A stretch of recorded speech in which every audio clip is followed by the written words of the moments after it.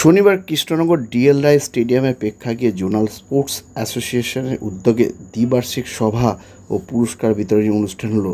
এদিনের অনুষ্ঠানে football, cricket, ভলিসহ একাধিক ক্রীড়ায় বিভিন্ন বিভাগে পুরস্কার দেওয়া হয়। এদিনের অনুষ্ঠানে উপস্থিত ছিলেন রাজ্যের মন্ত্রী উজ্জ্বল বিশ্বাস। উজ্জ্বলবাবু এদিন ফুটবল, ক্রিকেট নিয়ে স্মৃতিচারণায় ডুবে যান। তিনি বলেন, যারা খেলাধুলা করে তারা নিজেরাই মাঠের সমস্যার সমাধান করে ফেলবে। এখনও প্রচুর মাঠ পড়ে আছে, নিজেরা ভালো খেলোয়াড় হও। এদিনের অনুষ্ঠানে উপস্থিত ছিলেন জোনাল স্পোর্টসের একাধিক কর্তা। আর এ নিয়েই আজকাল আগামী বিশেষ প্রতিবেদন। কৃষ্ণনগর স্টেডিয়ামের জোনালের অনুষ্ঠানে মন্ত্রী মাঠের সমাধান নিয়ে বললেন,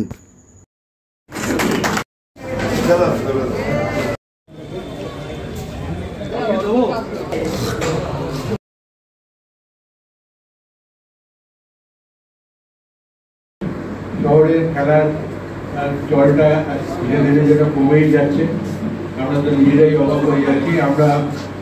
আমরা যে সময় আজকে খেলা নিয়ে ভালো ভুগলে অবাক হয়ে যাবেন যে আমরা এই খেলোয়াড়দের নিয়ে সারা পশ্চিমবাংলা বিভিন্ন জায়গায় গিয়ে তাদেরকে নিয়ে সারাদিন পরিশ্রম করে তারপরের দিন আবার এসে তাদেরকে নিয়ে তাদের কাছ থেকে আজকে জিতলে তাদের কাপ নিয়ে এসেছি, আবার হেরে গেলেও তাদেরকে আনন্দ করিয়ে তাদেরকে ভালোবাসা দিয়ে তাদেরকে নিয়ে এসেছি। এই ছিল আমাদের উদ্দেশ্য।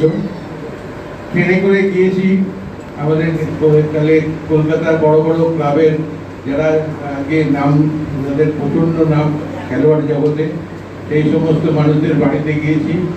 তার বাড়িতে তার বাবা মা তাকে ছাড়বে না, কিন্তু বহু কষ্ট করে তাকে নিয়েছে, ট্রেনে করে নিয়েছে। আবার আমাদের ফুটবল খেলার এখানে যে লিগগুলো ছিল সেই লিগগুলোতে তাদেরকে কাজ করিয়েছি, খেলিয়েছি।